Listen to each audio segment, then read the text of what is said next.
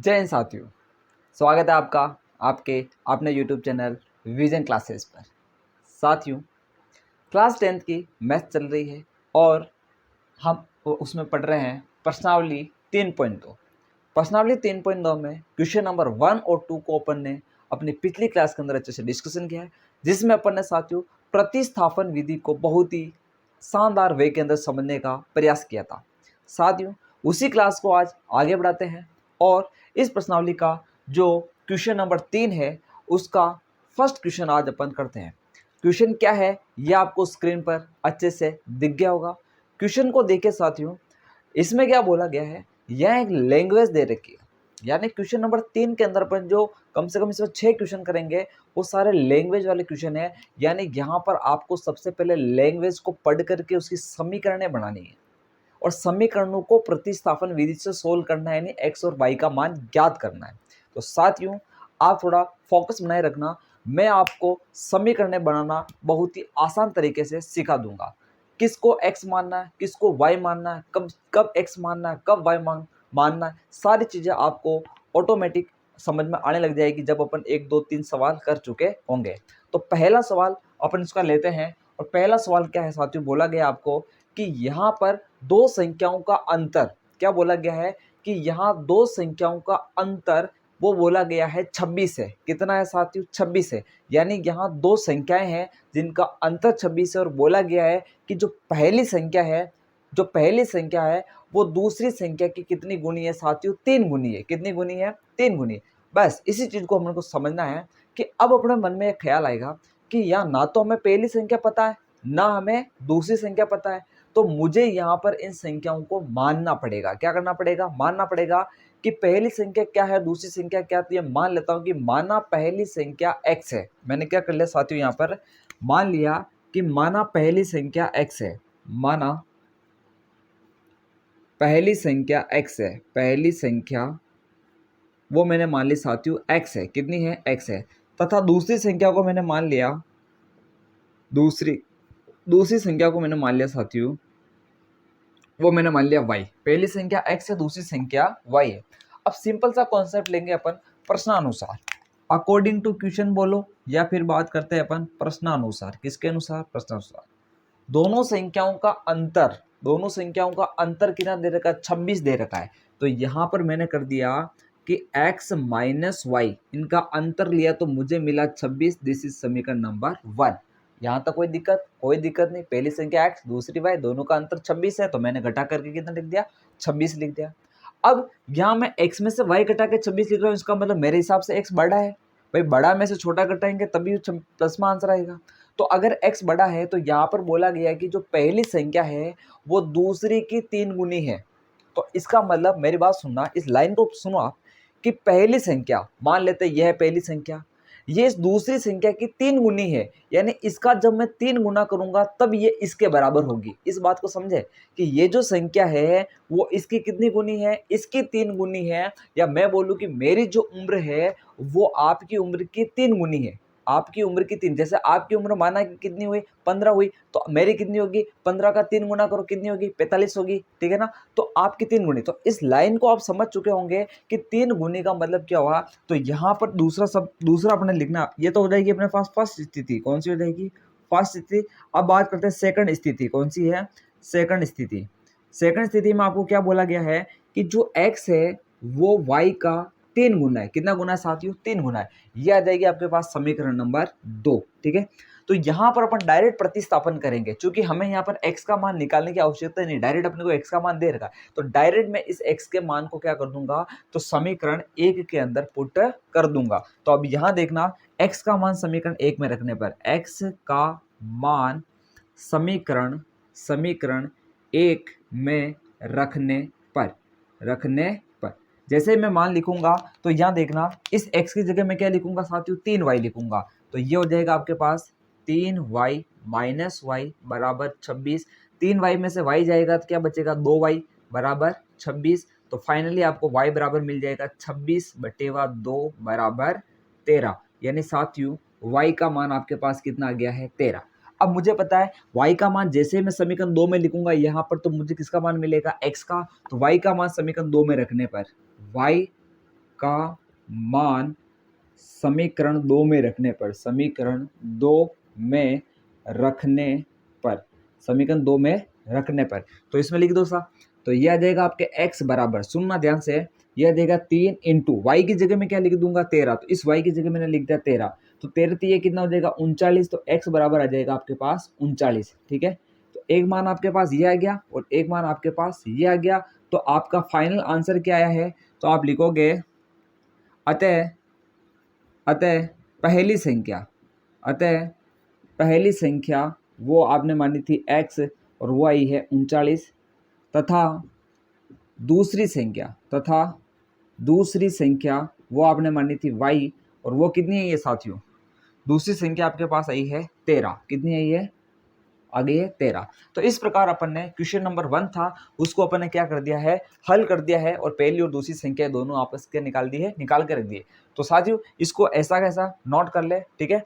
और अब अपन बढ़ेंगे क्वेश्चन नंबर 2 की। साथियों अब अपन क्वेश्चन नंबर 2 की तरफ बढ़ते हैं। क्वेश्चन नंबर 3 का दूसरा क्वेश्चन है।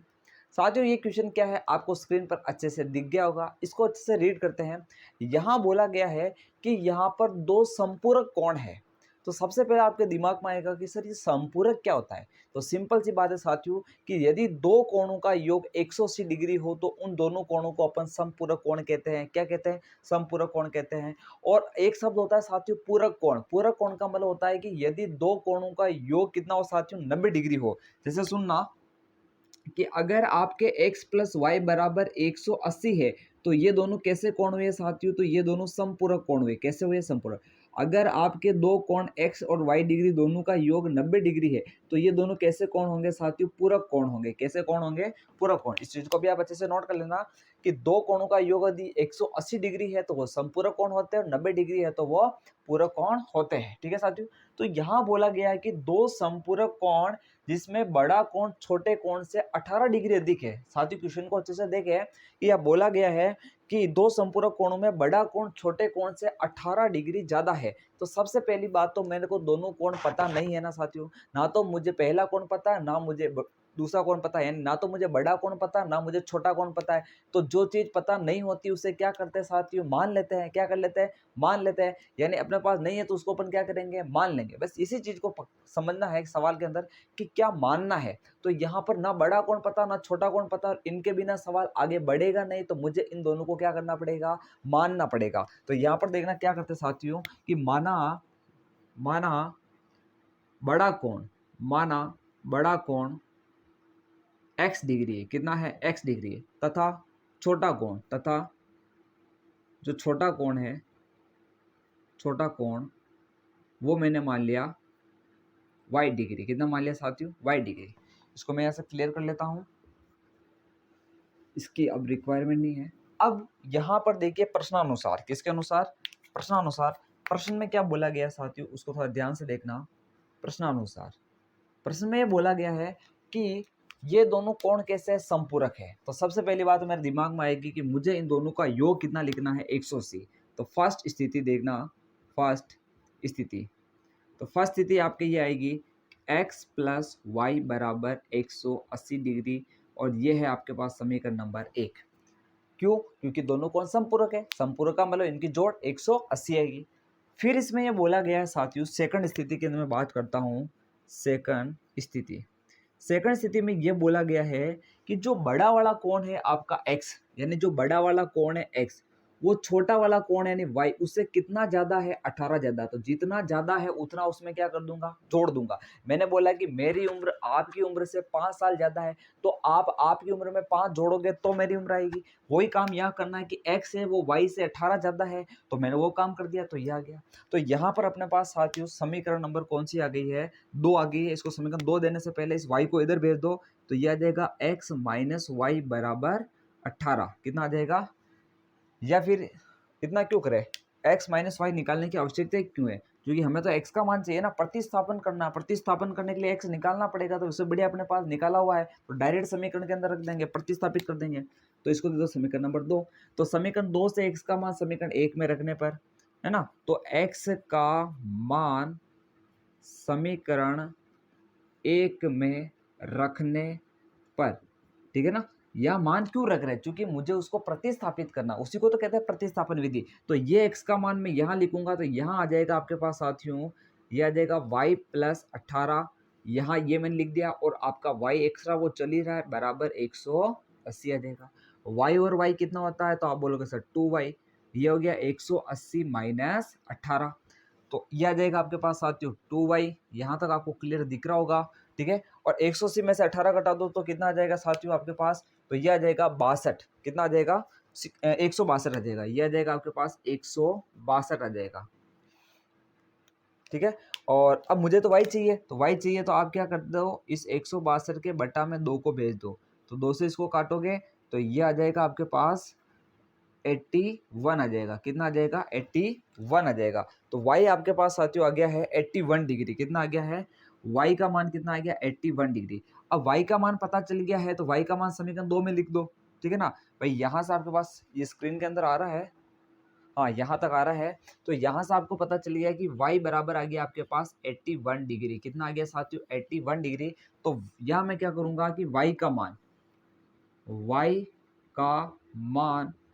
कहाँ लिखे, समीकरण 2 में लिखेंगे। तो जैसे y का लिखूंगा मुझे किसका मिल जाएगा, x का, y का मान समीकरण 2 में रखने पर, समीकरण 2 में रखने पर ये रख दो साहब। तो यहाँ से आपको मिलेगा x बराबर y की जगह कितना लिखूंगा 81 प्लस कितना आ जाएगा 18, तो ये आ जाएगा x बराबर 99 डिग्री आ जाएगा, कितना आ जाएगा साथियों 99 डिग्री आ जाएगा। तो यहाँ पर आपको फाइनली ये मिल चुका है कि x कितना होगा और y कितना होगा। तो यहाँ पर आपको बड़ा कोण, तो अपन ने यहाँ पर देखा अतः बड़ा कोण, आंसर लिख रहे हैं अतः बड़ा कोण x बराबर वो मिला 99 डिग्री, तथा छोटा कोण किसको माना था अपन ने, y को, भाई छोटा कोण किसको माना y को, तो y आया आपके पास 81, तो y बराबर आ जाएगा 81 डिग्री। हमने बोला था कि जो बड़ा कोण है वो छोटे कोण से कितना ज़्यादा है, तो मैंने यहाँ पर बोला था 18 ज़्यादा है, तो देख लो आप 81 में 18 जोड़ोगे तो कितना आ जाएगा 99 आ जाएगा।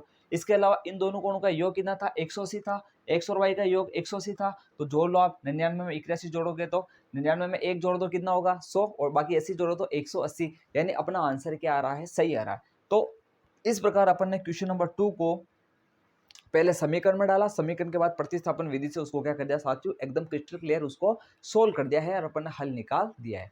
अब अपन आगे बढ़ेंगे और इसका क्वेश्चन नंबर 3 करते हैं, तीसरा क्वेश्चन करते हैं। तब तक आप इसको अच्छे से नोट कर ले, इसका स्क्रीनशॉट ले ले क्लास को पॉज करके। तो साथियों अब अपन इसके क्वेश्चन नंबर 3 की तरफ बढ़ते हैं, और साथियों क्वेश्चन नंबर 3 क्या है ये आपको स्क्रीन पर अच्छे से दिख गया होगा। इस क्वेश्चन 3 में क्या है साथियों, एक कोच है वो कहाँ जाता है, बाजार में जाता है, कहाँ जाता है बाजार में, और वो उसको क्या खरीदना है, कुछ बल्ले खरीदने हैं और कुछ बॉल्स खरीदनी, क्या खरीदनी, बॉल्स खरीदनी है। तो अब साथियों यहाँ पर क्या करते हैं, पहली स्थिति में जब वो बाजार जाता है तो वो वहाँ पर क्या करता है साथियों, तो वहाँ पर वो करता है 7 बल्ले और 6 गेंद खरीदता है। मेरी बात को सुनना साथियों, वो बाजार में गया, उसको क्या क्या खरीदना है, तो पहले उस मैटर को समझो, उसको बल्ले खरीदने हैं और उसको गेंदें खरीदनी है, क्या खरीदनी है, गेंद खरीदनी है, ठीक है। तो और उसने पहली स्थिति के अंदर साथियों, फर्स्ट स्थिति के अंदर बल्ले और गेंद खरीदने के लिए कितने रुपए दिए, तो उसने साथियों 3800 रुपए दिए। इस बात को समझना, पहले अपन लैंग्वेज को समीकरण में डालना सीख रहे हैं, ठीक है। तो उसने बल्ले और गेंद के कितने रुपए दिए साथियों, 3800 रुपए दिए। अब मुझे बताओ साथियों, उसने बल्ले पर कितने खर्च किए और गेंद पर कितने खर्च किए, आपको पता है क्या, नहीं पता है। ये आपको इसलिए नहीं पता है क्योंकि आपको एक बल्ले का मूल्य नहीं पता है। देखो उसने पहली बार में कितने बल्ले खरीदे थे ये तो आपको पता है, 7 तो बल्ले खरीदे थे, कितने खरीदे थे, 7 बल्ले और 6 गेंद खरीदी थी। कितनी गेंद खरीदी थी, 6 गेंद खरीदी थी, और उसने कितने रुपए दिए थे साथियों, 3800 रुपए दिए थे। अब मेरी बात सुनो, क्या ये 7 बल्ले और 6 गेंदे यानी क्या इनका जोड़ आ रहा है या 3800, नहीं, इनके पैसों का जोड़ आ रहा है, इनके रुपयों का जोड़ आ रहा है। किसका जोड़ आ रहा है, इनकी अमाउंट आ रही है वो, यहाँ पर इनके बल्ले और गेंद को नहीं जोड़ रखा है साथियों, इनकी अमाउंट को जोड़ रखा है। अब इसके अमाउंट का फॉर्मेशन कैसे बनेगा साथियों, अब मुझे बताओ, मैं आपको बोलूँ कि आपको 5 किलो मैंगो खरीदने, आम खरीदने, क्या खरीदने, आम खरीदने, तो आप 5 किलो आम के पैसे उसको कैसे दे पाओगे, आप तभी दे पाओगे जब आपको 1 किलो आम का मूल्य पता होगा। यानी अगर 1 किलो आम अगर 100 रुपये के है तो 5 किलो अगर लेके आ रहे हो तो आप उसको 500 रुपये दोगे। कितने रुपए दोगे? 500 रुपये दोगे। तो उसी प्रकार साथियों, ना तो आपको एक बल्ले का रेट पता है, ना आपको एक गेंद का रेट पता है, तो बताओ आप टोटल रेट बता सकते हो क्या कि बल्ले पे कितना खर्च किया, गेंद पे कितना खर्च किया? नहीं बता सकते हो। तो अब मेरी बात सुना साथियों, मैं मान लेता हूं कि मानना एक बल्ले का मूल्य कितना है? x है। तो बताओ 7 बल्ले का कितना होगा? तो आप बोलोगे सर 7x हो जाएगा। कितना हो जाएगा? मैंने एक बल्ले का मूल्य कितना माना? x, तो 7 का कितना होगा? 7x। तो बल्ले पर उसने कितने रुपए खर्च किए साथियों? 7x रुपए खर्च किए। 7x रुपए खर्च किए। मैंने मान लिया एक गेंद का मूल्य कितना साथियों? y रुपए, तो 6 गेंद का 6y, यानी गेंद पर कितने रुपए खर्च किए? 6y। यानी बल्ले का मूल्य और गेंद का मूल्य, दोनों मूल्य मिला करके कितना आ रहा है? 3800 रुपये आ रहा है। अब जाकर के आपकी क्या बन गई है साथियों? समीकरण बन गई है। तो आप समझ चुके होंगे कि यहाँ मुझे किसको मानना है। तो सिंपल सी बात, यहाँ मुझे एक बल्ले और एक गेंद का मूल्य मानना है ताकि मैं यहाँ पर समीकरण बना सकूं। क्योंकि यहाँ वो अलग अलग गेंदे और अलग अलग बल्ले खरीद रहा है, तो उनका मूल्य मैं तभी बता पाऊंगा जब मुझे एक बल्ले और एक गेंद का मूल्य पता होगा। ठीक है साथियों, अब अपन आगे बढ़ते हैं और इसको यहाँ पर मान करके सवाल को कंप्लीट करते हैं। तो माना एक बल्ले का मूल्य, माना एक बल्ले का मूल्य, एक बल्ले का मूल्य बराबर मैंने मान लिया x रुपए, तथा एक गेंद का मूल्य, एक गेंद का मूल्य कितना मान लिया साथियों? मैंने y रुपए मान लिया। कितना मान लिया? y रुपए मान लिया। ठीक है, तो अब बात करते हैं फर्स्ट स्थिति। अब बात करते हैं अपन फर्स्ट स्थिति। प्रश्नानुसार चल रहे हैं अपन। कैसे चल रहे हैं? प्रश्नानुसार, अकॉर्डिंग टू क्वेश्चन। प्रश्नानुसार पहली स्थिति अपनी आती है, वो बाजार जाता है, उसने 7 बल्ले और 6 गेंद खरीदी। तो मुझे बताओ आप एक बल्ले का कितना रुपए दे रहा? वो x रुपए दे रहा। कितना दे रहा? x। तो 7 बल्ले का कितना देगा? 7x। फिर उसने गेंद कितनी खरीदी? 6। एक गेंद का कितना रुपए है? y। तो 6 गेंद का कितना हो जाएगा? 6y। और टोटल उसने कितने रुपए खर्च किए? तो 3800 रुपए खर्च किए। कितने रुपए खर्च किए? 3800। यह है साथियों आपकी समीकरण नंबर 1। अब बात करते हैं अपन सेकंड स्थिति। कौन सी? सेकंड स्थिति, जब वो दूसरी बार बाजार जाता है। जब वो सेकंड बार बाजार जाता है तब वो क्या करता है साथियों? तब वो 5 गेंदे खरीदता है। क्या करता है? 5 गेंदे और 3 बल्ले खरीदता है। बल्ले 3 खरीदे। एक बल्ले का कितना दे रहा है? x। तो 3 बल्ले का कितना देगा? 3x देगा। और गेंदे कितनी खरीदी उसने? अब की बार 5 खरीदी। तो एक गेंद का कितना? y। तो 5 गेंद का रुपए कितना हो जाएगा? 5y। और इस प्रकार वो इस गेंद और बल्ले के ऊपर कितना रुपए खर्च करके आया? तो साथियों वो खर्च करके आता है आपके 1750 रुपए खर्च करके आता है। कितना खर्च करके आता है? 1750। ये आ गई आपके पास साथियों समीकरण नंबर 2। तो इस प्रकार अपने पास जो लैंग्वेज थी उसको फाइनली अपन ने क्या कर दिया साथियों? समीकरणों के अंदर डाल दिया। 2 चरों वाली रैखिक समीकरणों के अंदर डाल दिया। अब यहाँ मुझे लगानी है प्रतिस्थापन विधि। क्या लगानी है? प्रतिस्थापन विधि। तो कुछ नहीं करेंगे, सबसे पहले मैं समीकरण 1 उठाऊंगा, वहां से x का मान निकालूंगा और उस x के मान को कहाँ पटक दूंगा? समीकरण 2 के अंदर पटक दूंगा, ताकि वहां पर अपना क्या काम हो जाएगा? प्रतिस्थापन का काम हो जाएगा। कौन सा काम हो जाएगा? प्रतिस्थापन का। तो वही काम करते हैं अपन। देखिए साथियों, समीकरण नंबर 1 से, समीकरण 1 से यहां से मैं x का मान निकालना चाहता हूं साथियों। तो मुझे बताइए, अगर मैं x का मान निकालना चाहता हूं तो ये उधर कौन है पहले मुझे बताओ? 3800। इस y को उधर भेजूंगा तो ये माइनस का 6y होगा ही नहीं होगा? तो आप बोलोगे बिल्कुल होगा। और ये 7 यहाँ पर देखिए क्या है? गुणा में है, तो उधर जाएगा तो कहाँ चला जाएगा? बटा में चला जाएगा। कहाँ चला जाएगा? बटा में चला जाएगा। तो 3800 माइनस 6y बटेवा 7, ये आपके पास x का मान आया। दिस इज समीकरण नंबर 3 हो जाएगी। अब ये जो x का मान है, ये x का मान कहाँ लिखूंगा? मैं समीकरण 2 में लिखूंगा। तो यहाँ देखना साथियों, x का मान समीकरण 2 में रखने पर अपन क्या बोलेंगे? x का मान समीकरण 2 में रखने पर, समीकरण 2 में रखने पर पहले समीकरण से अपन x या y का मान निकालेंगे, उसको समीकरण 2 में रखेंगे। ये प्रतिस्थापन विधि है रखने पर। तो ठीक है, ये x का मान समीकरण 2 में लिखो। ये आपके पास चल रहा है 3x। क्या चल रहा है? यहां तक आपको जैसे दिख रहा होगा। ओके, दिख रहा है। ठीक है, तो यहां अपन लिख देते हैं, ये हो जाएगा 3 और x। इस x की जगह क्या आएगा साथियों समीकरण 2 के अंदर? तो x की जगह ये पूरा मान आ जाएगा। ये आ जाएगा 3800 माइनस 6y बटेवा 7। ये पूरा पूरा मान ही आ गया। प्लस 5y की जगह 5y ऐसा कैसा आ जाएगा? बराबर क्या आ रहा है, 1750 आ रहा है। यहाँ तक आपको कोई दिक्कत नहीं होगी। अब साथियों अपन आगे बढ़ते हैं और इसको आगे क्लियर करते हैं। इस 3 को तो अपन क्या कर देंगे साथियों, अंदर की तरफ गुणा करा देंगे, ठीक है। यहाँ तक आपको क्लियर दिख रहा है, एक स्टेप और बढ़ा सकते हैं, ठीक है। तो यहाँ देखना साथियों, अपन क्या करते हैं, इस 3 का सीधा सीधा गुणा करा दो तो ये हो जाएगा 0 0, 8 तेरी 24, 24 के 4 हासिल के 2, 3 3 9, 9 और 2 कितना हो जाएगा 11। तो माइनस माइनस 3 को 6 से गुणा करो। देखो ये जो बाहर 3 होता है ना, वो इसे भी गुणा होता है और इससे भी गुणा होता है। 6 तेरी 18, तो यह आ जाएगा 18y बटा में क्या चल रहा है, तो यह आ जाएगा 7 प्लस 5y बराबर 1750।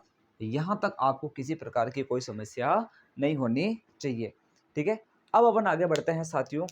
अब यहाँ पर क्या करना आपको, ये जो बटा वाली संख्या है जो आपको यहाँ दिख रही है और इसके बटा में क्या चल रहा है 7, इस 7 को सीधा इस 5 से गुणा कर दूंगा, ठीक है। तो ये ऊपर ऐसा कैसे आ जाएगा 11,400, ये आ जाएगा 11,400 माइनस 18y और ये 7 5 से गुणा होगा तो 7 पंचू 35y, 7 अपन 35y। और अब इन दोनों के बटा में क्या आ जाएगा 7, जो आपका बटा में चल रहा है वो बटा में रहेगा 7 और बराबर कितना दे रहेगा 1750, 1750।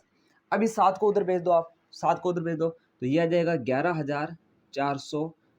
ये देखो 18y को घटा दो, 18 जो 19 20 दो तो ये और 15 वो 17y हो जाएगा। ये आ जाएगा आपके पास 17y, कितना आ जाएगा 17y बराबर आ रहा आपके पास, उधर देखिए 1750 माइनस 1750 इंटू 7, 1750 इंटू 7 आ जाएगा। क्योंकि ये बटा में 7 है तो उधर जाकर के क्या हो जाएगा साथियों, गुणा हो जाएगा। क्या हो जाएगा, गुणा हो जाएगा। अब अपन आगे बढ़ते हैं और यहाँ देखते हैं इस 11,400 को उधर भेज देते हैं तो ये देखना 17y बराबर, इसको इससे गुणा कर दो पहले तो 7 इंटू 0 0, 7 इंटू 5 35 के 5 हासिल के 3, 7 इंटू 7 49, 49 और 3 52, 52 के 2 हासिल के 5 और ये 7 एकम 7, 7 और 5 कितना हो जाएगा तो 12 हो जाएगा। तो ये जाएगा 12,250 माइनस ये उधर जाएगा तो 11,400। तो जैसे अपन इसको घटाएंगे तो 17y बराबर अपने पास फाइनली आ जाएगा कि ये आ जाएगा अपने पास 0 में से 0 जाएगा तो 0, 5 में से 0 जाएगा तो 5 आ जाएगा। फिर आपके पास क्या आ रहा है, यहाँ पर 2 आ रहा है, 2 में से 4 नहीं कटेगा तो 12 में से 4 घटा दो तो ये आ जाएगा 12 में से 4 घटेगा तो ये आ जाएगा 8, कितना जाएगा 850, ठीक है साथियों। अब अपने को क्या करना है, y का भाग देंगे, चूंकि इधर ये गुणा में है तो 850 में जब y का भाग देंगे यानी 17 का भाग दे देंगे, ये 17 का 17 पंजे 85 यानी 5 यानी ये आ जाएगा आपके पास 50, कितना आ जाएगा 50।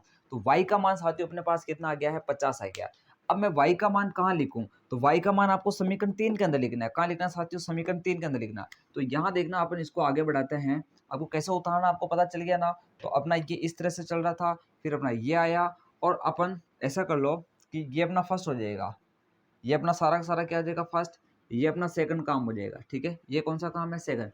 और अब मैं काम कर रहा हूँ आपका थर्ड काम। क्या काम कर रहा हूँ, थर्ड काम। अब मैं कर रहा हूँ y का मान समीकरण 3 में रखने पर, यहाँ देखना y का मान समीकरण 3 में रखने पर, ठीक है। तो अपने को मिलेगा x बराबर, यह आ जाएगा 3800 माइनस, यह आ जाएगा 3800 माइनस 6 इंटू 50 बटे वाह कितना चल रहा है तो 7 चल रहा है, कितना चल रहा है 7। तो यह आ जाएगा x बराबर 3800 माइनस यह आ जाएगा 6 पंजे 30 यानी 300 बटेवा 7, तो यह आ जाएगा 3500 बटेवा 7 यानी आ जाएगा 500, कितना आ जाएगा, क्योंकि 7 पंजू 35 यानी 500 आ जाएगा, कितना आ जाएगा 500। तो x बराबर कितना आ गया 500। x अपन ने क्या माना था साथियों, बल्ले का मूल्य। तो आप अब आंसर में लिखोगे अतः बल्ले का मूल्य, किसका मूल्य, बल्ले का मूल्य, अतः एक बल्ले का मूल्य, एक बल्ले का मूल्य, और वो आया आपके पास 500 रुपये, कितना रुपये 500, तथा एक गेंद का मूल्य, एक गेंद का मूल्य वो आया आपके पास साथियों y बराबर वो आया आपके पास 50 रुपये। कितना आया? 50 रुपये। ठीक है, तो x का मान अपने पास 500 आ गया है और y का मान अपने पास कितना आ गया? 50 आ गया। ठीक है साथियों, तो इस प्रकार अपने पास जो क्वेश्चन नंबर 3 का तीसरा पार्ट था वो भी यहाँ पर कंप्लीट होता है। साथियों, आज की क्लास में सिर्फ अपन इतना ही देखेंगे, आने वाली क्लास के अंदर आगे के क्वेश्चन को कंटिन्यू करेंगे। ठीक है साथियों, इन क्वेश्चन को आप अच्छे से नोट करें और इनका अच्छे से प्रयास करें और इनको समझने की कोशिश करें। यहाँ पर अपन सिर्फ एक ही काम कर रहे हैं, लैंग्वेज से समीकरण बना रहे हैं और समीकरण को अपन क्या करें? प्रतिस्थापन विधि से हल कर रहे हैं। आने वाले क्वेश्चन और भी इंटरेस्टिंग और रोचक है और उनको उसी इंटरेस्टिंग और रोचक वे में समझने का प्रयास करेंगे। तब तक आप इस काम को कंटिन्यू करें और इसको अच्छे से समझें। ठीक है, मिलते हैं अपनी अगली क्लास में और अंत में सिर्फ यही कह के जाऊँगा कि इंतज़ार रहे आपको उस क्लास का जो और भी शानदार और जानदार होने वाली है। जय हिंद।